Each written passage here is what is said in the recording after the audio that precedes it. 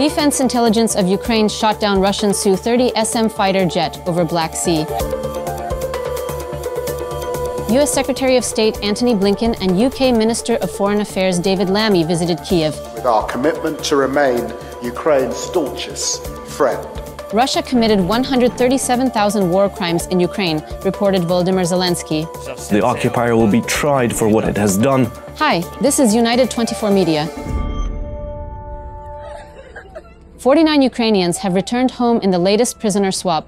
This announcement comes from the Telegram channel of Human Rights Ombudsman.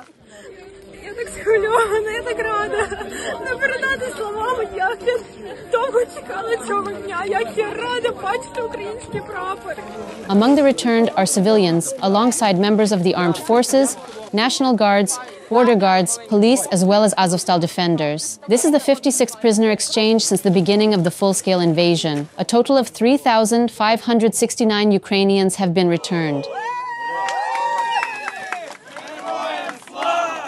Meanwhile, Russia received 44 of its own POW. This footage was published by the I Want to Live project. It's designed to help Russian servicemen to safely surrender to the Ukrainian armed forces and operated by the main directorate of the intelligence of Ukraine. Most of those returned to Russia had surrendered in the Kursk region. One Russian soldier commented on the treatment he received from Ukrainian medics in an interview with a Russian NGO. Вам оказали медицинскую помощь? Да, оказывали. Большое спасибо им. На месте прямо оказали? Нет, когда привезли вот уже в больницу сумскую. К вам хорошо относились? Да, конечно. Хорошо, по-людски. The Defense Intelligence of Ukraine shot down a Russian Su-30SM fighter jet over the Black Sea. The DIU released footage of the operation on their official Telegram channel. The Russians scrambled search parties to investigate the disappearance of the jet and discovered the crash site in the open sea at noon on September 11.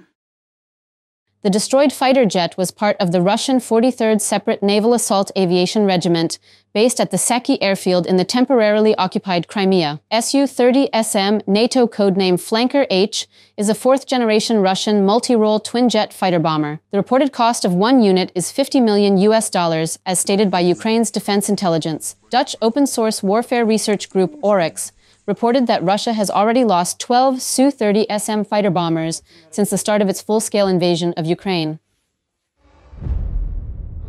Lithuania is to send Ukraine 12 tons of ammunition by the end of 2024, says its president Gitanas Nausėda during a joint press conference held in Kyiv together with President Zelenskyy. Additionally, Vilnius considers the acquisition of short-range air defense systems to strengthen the efforts of Kyiv to protect the populace from frequent Russian missile attacks.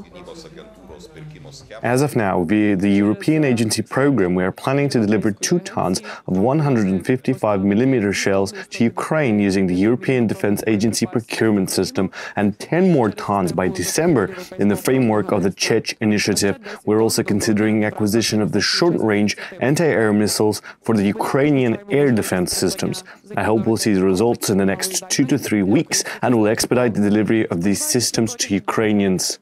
Thank you so much. The Ukrainian president is going to meet his American counterpart this month. This was stated by Volodymyr Zelenskyy during the annual meeting of the Yalta European Strategy. According to the president, he will present the victory plan to Joe Biden. This plan will give Ukraine sufficient strength to put the war on a course to peace.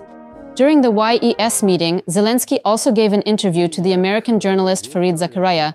In particular, he described how the situation is developing in Russia's Kursk region.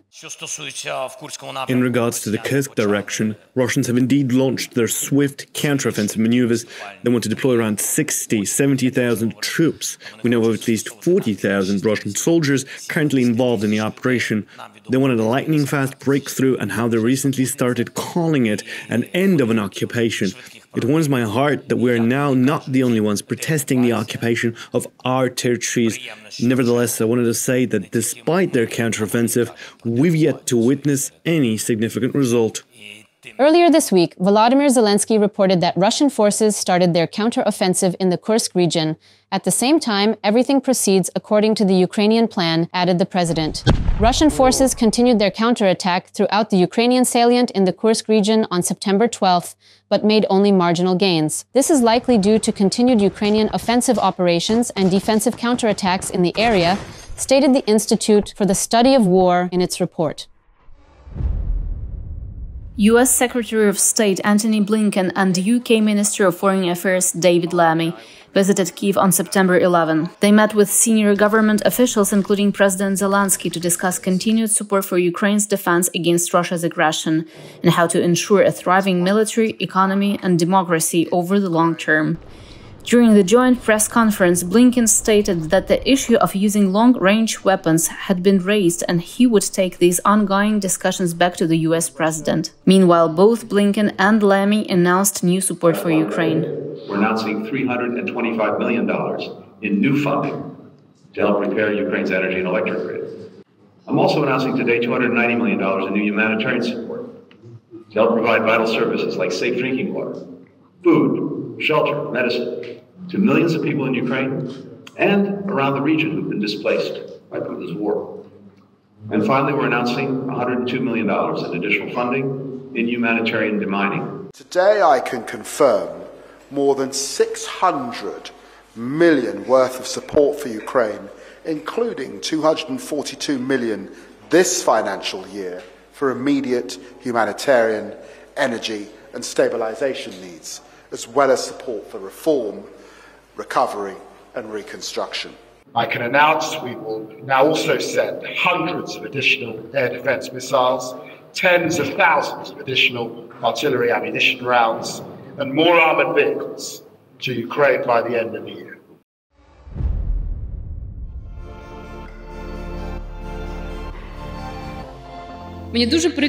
I feel very sorry that our children avoid talking about the future, about plans, avoid making these plans, and when they start talking about it, they always start with the words, "after the war is over." With these words, the First Lady of Ukraine, Olena Zelenskaya, opened the summit of First Ladies and Gentlemen. This marks the 4th summit. The topic this year was child protection, in particular, protection while the war is ongoing. The truth is that children are becoming victims of armed aggression, not only in Ukraine, but also in many regions of the world. When children start dying or disappearing somewhere, it's a challenge for the entire world order, all conventions, agreements, human rights.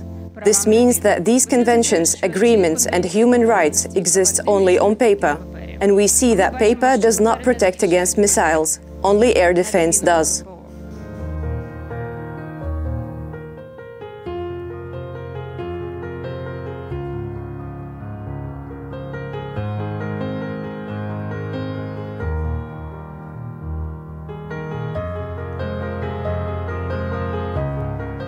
As Zelenskyy stated, no country is able to ensure the safety of its children by itself. It is only possible to do so together, in consolidation. What Ukraine has done so far is very impressive. I know there are centers for both child mental and physical rehabilitation already. It's true in all countries.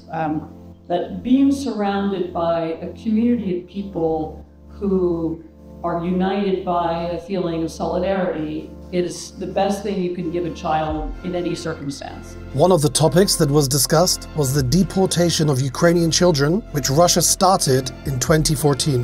This year, we have spent the year tasked by the German government, the American government, and the Swedish government to trace the Ukrainian children who have been stolen and taken to Russia. 19,000 of them, although there are probably more. This is a terrible, terrible crime, the deportation, the indoctrination. Ukraine was only able to return 388 children, stated Zelenskyy earlier. 1.5 million Ukrainian children live under the occupation of the Russian Federation. And every day, they're under the threat of deportation. The Russians cover up the abduction of Ukrainian children with so-called humanitarian programs. A month ago, the Russians took more than 1,000 Ukrainian children from the temporarily occupied Kherson region to Kabardino-Balkaria for the so-called rehabilitation. Among the guests at the event was American Francis Fukuyama, political scientist, economist and writer. He stressed that Russia, under Vladimir Putin's leadership, is one of the leaders of a global authoritarian government. If he is able to defeat Ukraine, he's going to go on to Moldova, to Georgia, to the Baltic states, to many other parts of Eurasia. One of the big issues is that Russia can strike Ukraine from inside Russia. They have a sanctuary there, and American restrictions on the use of long-range weapons has prevented Ukraine from striking back into Russia. This year, 8 First Ladies and Gentlemen from all over the world were in Kyiv to take part in the summit. The Ukrainian president also joined the event. One of the results of the summit was a joint declaration on the protection of children's rights. You are, as a country, an inspiration to the Western world. Your strength has been inspirational.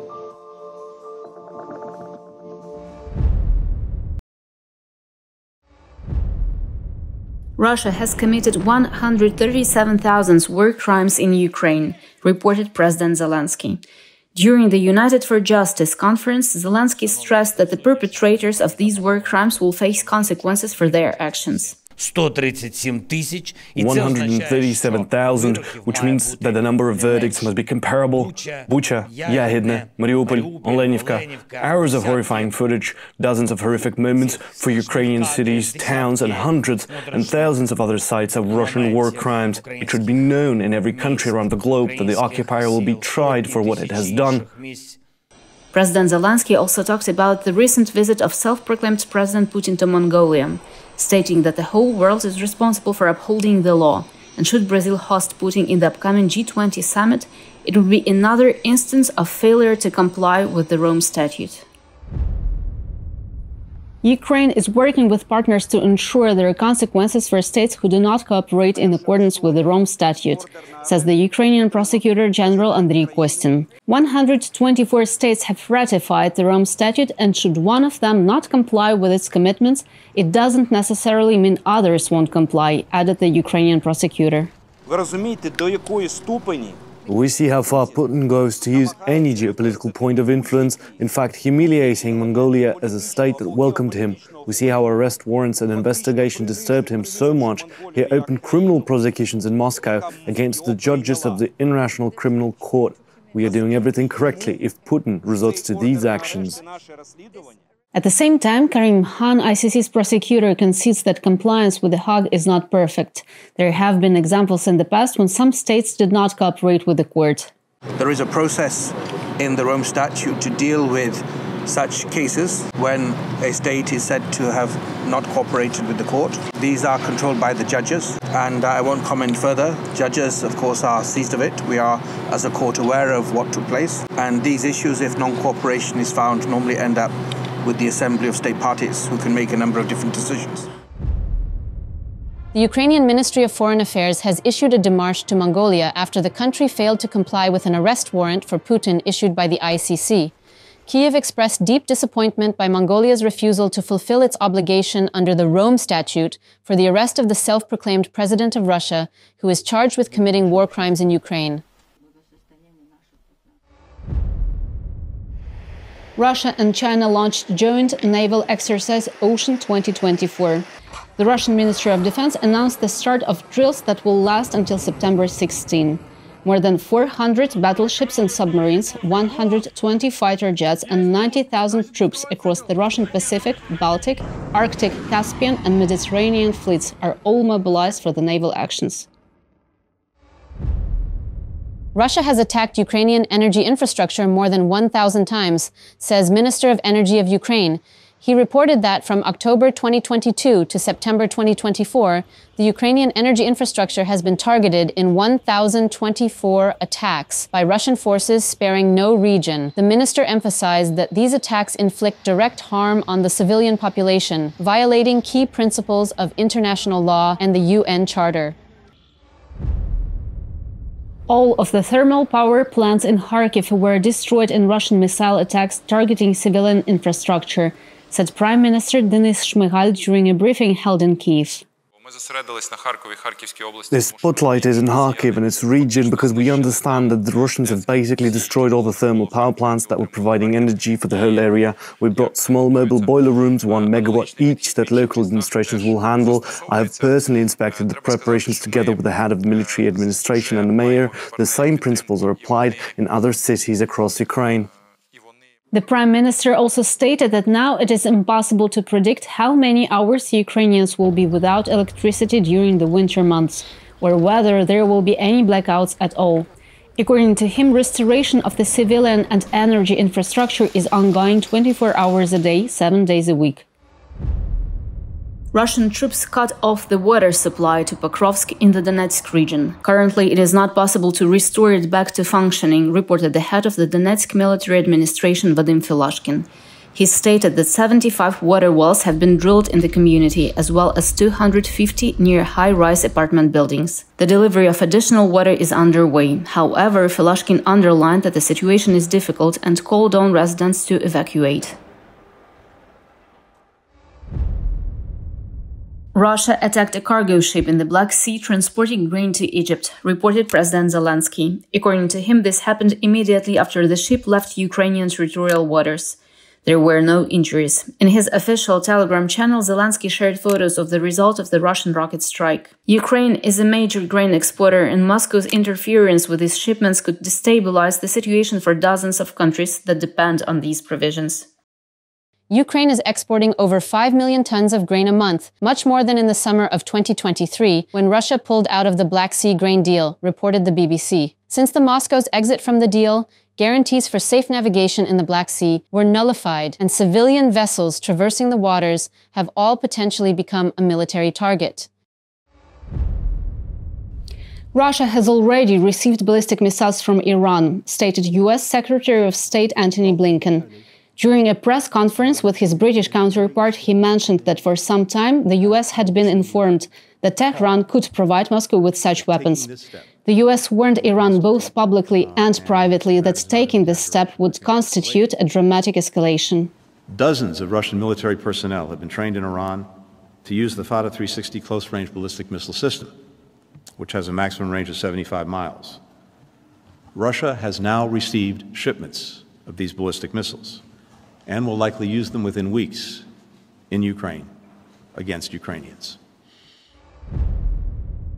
The foreign ministers of the United Kingdom, Germany and France have jointly condemned Iran's supply of ballistic missiles to Russia, describing it as a direct threat to European security. As an immediate response, they announced plans to cancel bilateral air agreements with Iran and impose sanctions on individuals and entities involved in Iran's ballistic missile program and its supply chain. These measures are expected to target the Iranian aviation sector with particular focus on Iran Air, as confirmed by the foreign ministers. 3 Red Cross employees were killed in a Russian artillery shelling on the village of Virolyubivka in the Donetsk region. This was reported by the Ukrainian Parliament Commissioner for Human Rights, Dmytro Lubinets. 2 other people were injured. A Russian tank factory caught fire in Omsk, more than 2,000 kilometers away from the front line. According to regional authorities, a fire broke out in the afternoon of September 12 at a repair site of the Omsk Transmash industrial plant. This factory plays a key role in the Russian defense industry, producing T-80 tanks and TOS-1 heavy flamethrower systems. In April 2024, Russian security chief Sergei Shoigu visited Omsk Transmash to oversee the results of the manufacturer. The plant showcased modifications of 15 units of T-80 tank, twice the production process of the previous year 2023, claimed the plant's spokesperson. The T-80BVM is a modernization of the existing T-80BV main battle tank. Main gun, autoloader, and projectiles are all improved, as well as night vision devices for driver and gunner.